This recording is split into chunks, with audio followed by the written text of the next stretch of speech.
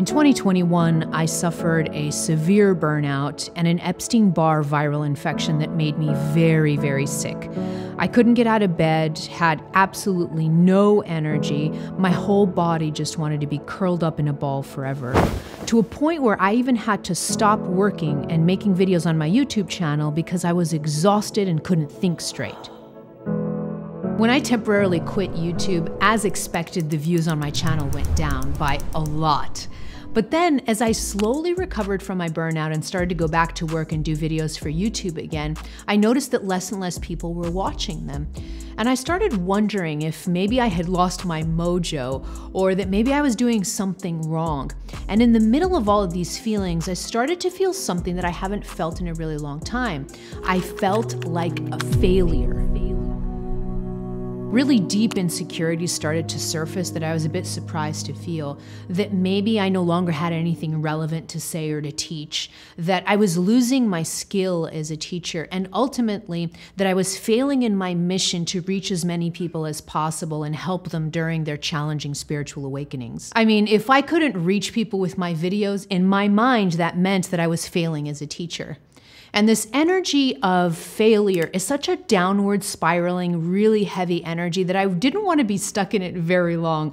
So what I decided to do was I was going to understand this feeling of failure from a biological and spiritual perspective, and then I was going to move through it quickly so it no longer held me back. But oh man, moving through a feeling of failure is not always easy sometimes. One big reason the fear of failure is so prevalent in humans is that it has a strong biological part to it. So biologically, the fear of failure comes from a deep bodily and unconscious drive to keep us safe. So what the unconscious mind and the body are doing is they're trying to help us prevent failure. So failure just means roughly that I try to do something new and whatever that new thing that I do goes horribly wrong. Okay, so that's generally what failure means. And so what the body is doing, what the biological aspects of ourselves are doing, is they are really trying to help us prevent that horrible outcome, whatever the horrible outcome is. This means that the fear of failure is deeply rooted in risk aversion. And from an evolutionary perspective, being risk averse has come in handy for our species on many occasions. For example, imagine I'm standing at the edge of a cliff with water below and I'm contemplating if I want to jump in the water. And let's say the water is dark, so I can't see how deep it is, or if there are sharks or any other dangerous animal. Should I jump? This risk assessment is wonderful because it can keep me alive in a very real sense. But as we've evolved from nomads that lived in the middle of wilderness and that were constantly surrounded by danger to now being in a modern life or a modern environment, the risk assessment component of our brain has kind of gone haywire. And now the brain can very easily perceive risk, sometimes where it doesn't exist. The brain can then think that anything new, like starting a new business or learning how to paint or doing YouTube videos, as a possibility of failure. And we can then become paralyzed by this fear of failure. And this is exactly what happened to me when I came back to YouTube after my burnout. I intuitively knew that it was time to try new things, to adapt to how YouTube and viewers were changing. So I went into my student mode and I started to learn everything I could about the subject. I read about how the top creators on YouTube worked, how they made videos, and how YouTube itself was changing. I learned that the best way to now teach on YouTube is through storytelling, that I need to tell more stories so people could connect with what I was teaching on an emotional level. But then when I started to write my videos in this new way, since it was something so new to me, I began to feel really vulnerable and insecure. The fear of failure kept creeping up and my mind would say things like, you can't tell a good story, you should just stick to what you know, people are going to hate your new videos. And these voices got so bad that I actually pulled back. Like I started to feel less excited and I started to pull back and I started to feel this stagnation and this kind of this energy of feeling stuck, feeling paralyzed, like I couldn't really move forward. I also started to feel this really, really deep voice that was kind of almost pushing me to let go of these uncomfortable feelings. And it was saying to me, you know, if you just stick to comfort, comfort, if you just stay where it's comfortable, you don't have to feel any of these vulnerabilities or these insecurities. And I was feeling this voice that was kind of pushing me to just stick to what is comfortable. And that really, really started to bother me. Then one day I noticed I felt horrible. I was tired, I was watching too much TV, I didn't feel like doing anything. I was basically depressed. And then a light went off in my mind. I'm self-sabotaging! As soon as I realized that my pesky little brain was keeping me on that couch watching TV as a way of preventing me from doing something new, aka preventing me from any failure, as soon as I realized this, I got right up off the couch and I went back to work. I took an immersive online course that taught me so much about storytelling. Then I just started writing my first video script using these new ideas. And although it was important for me to get off the couch and start doing things, it was also important for me to connect and become very conscious of the spiritual perspective around the fear of failure too. Here's the biggest nugget that I found about this. There is no such thing as failure on a soul level.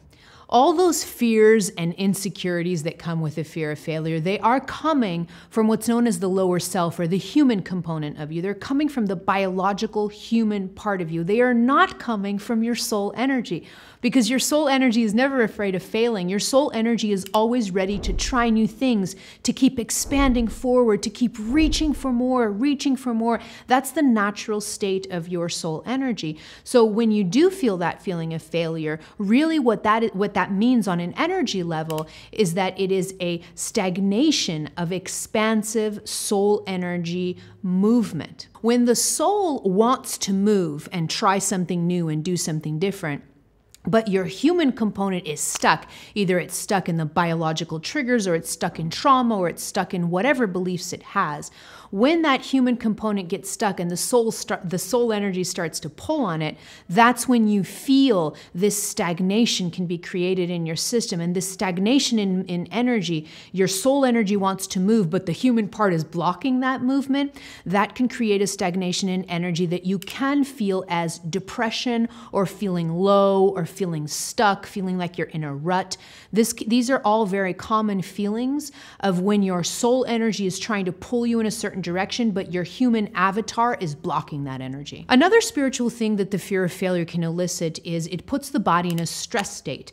And when my body is in stress, it produces hormones like cortisol and adrenaline, which in turn shuts down my spiritual connection to my heart, which is my intuitive side, and to my soul.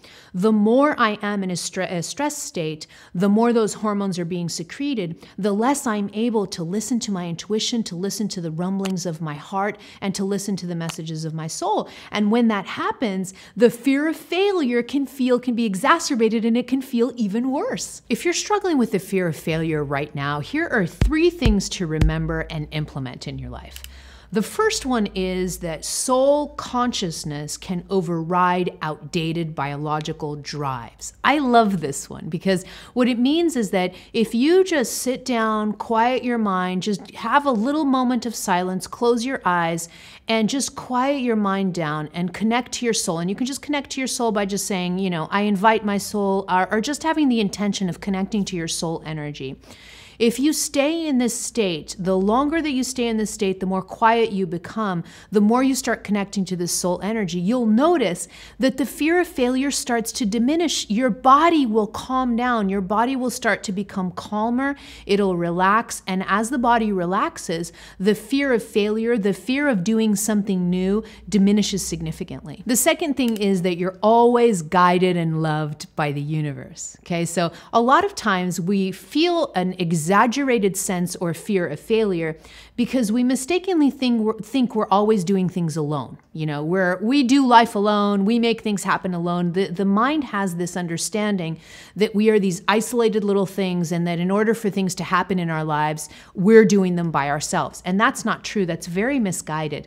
So when you decide to do something new, when your soul is pulling you to try something new, to expand more, you're always assisted interested. The universe loves you so much. You live in a benevolent universe that is always doing everything to help you.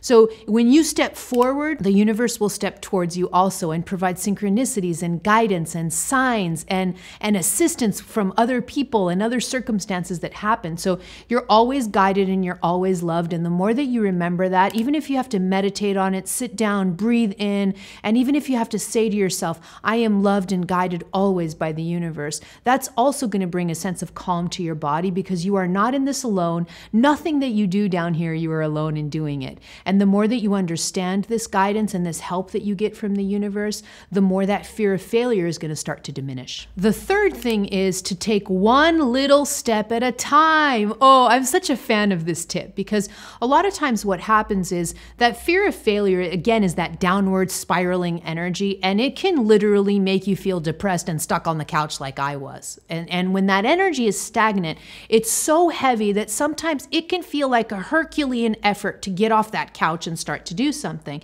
But here's the trick, spiritual trick here. If you just take one tiny little step, that one tiny little step will open up energy. That's how spiritual teachers and alchemists talk about this. When you take one little action, when the energy is stagnant and you just take one little step, the energy in front of you opens up. And that means that the next step becomes easier. And then the next step becomes easier because the energy opens up, it starts to circulate, you break through that stagnation. And it means that every action that you take, every decision that you make afterwards, every step that you take afterwards, it gets easier and easier and easier. So if you just start with one little step, so in my example, just getting up off the couch, turning the TV off, stop watching Netflix, getting up off the couch and saying to myself, no, I'm going to take one little step. That little step, getting up off the couch, was one little step, and then the other, and then the other, and then the other. And you know, that fear of failure pretty much disappeared in this area for me, okay? Now, this is something that you could do too, one little step at a time. So if you feel stagnant right now, if you feel like you're in this spiraling thing of fear of failure, think about what's the tiny little step that you can take next that can open up the energy for you to get out of that rut. Now, here's a little warning. Even with all the healing work that you do and that I outlined here in this video, the fear of failure may not disappear completely. And that's because biological drives are sometimes really difficult to get rid of completely. But that's okay. You don't have to aim for no fear at all. But what's important is that you just have the awareness, you heal what you can heal, and then you have the awareness that if or when the fear of failure comes up, you're just very aware of it and you no longer let that fear of failure hold you back. That is the key. The key isn't really that the fear of failure disappears completely. The key is that if and when a fear of failure comes up, you're very aware of it and you just don't let that fear hold you back from the things that you are meant to do in this world, and you are meant to do amazing things. Now, I know that being sick is what led me to go into this downward spiral of insecurity and fear of failure, but it wasn't all bad. I did learn 3 important spiritual lessons when I was sick, and these spiritual lessons can help you prevent a burnout also. Check out those spiritual lessons here in this video so you can stay healthy and keep on going without burning out like I did. I'm self-sabotaging. Vas-y, vas-y.